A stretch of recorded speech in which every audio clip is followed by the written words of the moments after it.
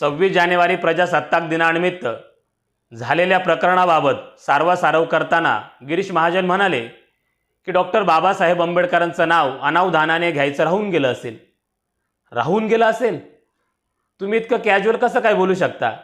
अहो, मुख्य भाषणाच्या अगोदर तुम्ही छत्रपती शिवरायांच्या नावाचा जयघोष केला, छत्रपती संभाजी महाराजांच्या नावाचा जयघोष केला, स्वराज्य रक्षक असलेल्या छत्रपती संभाजी महाराजांच्या नावाचा उल्लेख तुम्ही आवर्जून धर्मवीर असा केला, कारण तुम्हाला त्यांच्या नावावर राजकारण करायचं आहे ना, तेही धर्माच्या अंगाने।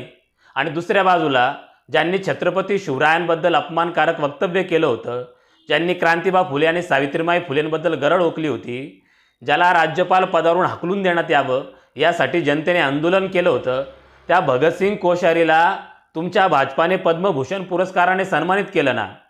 ज्या सावरकरांनी छत्रपती संभाजी महाराजांच्या चारित्र्यावर शिंतोडे उडवले, त्या सावरकरांचे तुम्ही स्वतःला वारसदार म्हणून घेताना ही तुमची दुट्टप्पी भूमिका नाही तर काय आहे? या दुट्टप्पी भूमिकेचा आम्ही जाहीर निषेध करतो। आणि एक नवीन भूमिका तुम्ही घेतली आहे की सायंटिस्ट को जेल आणि बलात्कारी को बेल, या तुमच्या नीच प्रवृत्तीचा देखील आम्ही जाहीर निषेध करतो। छत्रपती संभाजी महाराजांच्या नावाचा उल्लेख आवर्जून धर्मवीर करायचा हे तुम्ही आवर्जून लक्षात ठेवलं, परंतु ज्या भारतीय संविधानामुळे प्रजासत्ताक दिन साजरा होतोय, त्या भारतीय संविधानाच्या जन्मदात्याचं अर्थात विश्वरत्न डॉक्टर बाबासाहेब आंबेडकरांचं नाव घेणं तुम्ही कसं काय टाळू शकता? याबरोबरच तुम्ही भारतीय संविधानाच्या प्रास्ताविकेचं देखील वाचन केलं नाही ना। तुम्ही हे मुद्दामून आणि खोडसाळपणे केलेलं आहे, हे आम्ही आवर्जून आणि ठामपणे सांगू शकतो। याचं कारण एकच, तुमच्या स्क्रिप्टमध्ये आणि संपूर्ण कार्यक्रमाचं सूत्रसंचालन ज्या महिलेने केलं ना, त्या महिलेच्या स्क्रिप्टमध्ये देखील डॉक्टर बाबासाहेब आंबेडकरांच्या नावाचा उल्लेख टाळला गेला होता।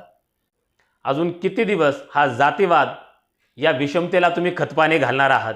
तुमच्या या प्रवृत्तीला आम्ही ठेचायला तयार झालो आहोत।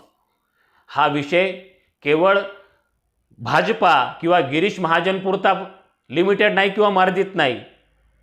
भारतातील शाळा, महाविद्यालय, शासकीय ठिकाणं, सामाजिक ठिकाणं, ज्या ठिकाणी डॉक्टर बाबासाहेब आंबेडकरांचं नाव घेणं गरजेचं आहे, त्या ठिकाणी जर तुम्ही डॉक्टर बाबासाहेब आंबेडकरांचं नाव घेणं टाळलं किंवा इतिहास पुसण्याचा प्रयत्न केला, इतिहासाशी छेडखानी करण्याचा प्रयत्न केला, भारतीय महापुरुष, महामाता आणि संतांच्या जे समतेच्या विचारधारेवर चालतात त्यांचा जर तुम्ही अवमान करण्याचा प्रयत्न केला, तर तुमची गाठ शिवराय फुले शाहू आंबेडकर विचारधारावर चालणाऱ्या, त्याचबरोबर जात, धर्म, पंथ, पक्ष, संघटना बाजूला ठेवून सत्यासाठी, न्यायासाठी लढणाऱ्या आंबेडकरवाद्यांशी राहील, हे मात्र लक्षात ठेवा।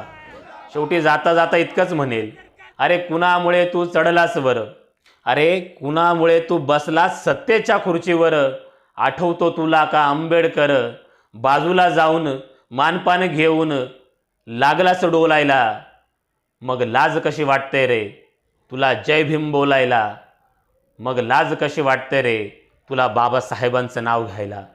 जय भीम, जय शिवराय, जय भारतीय संविधान।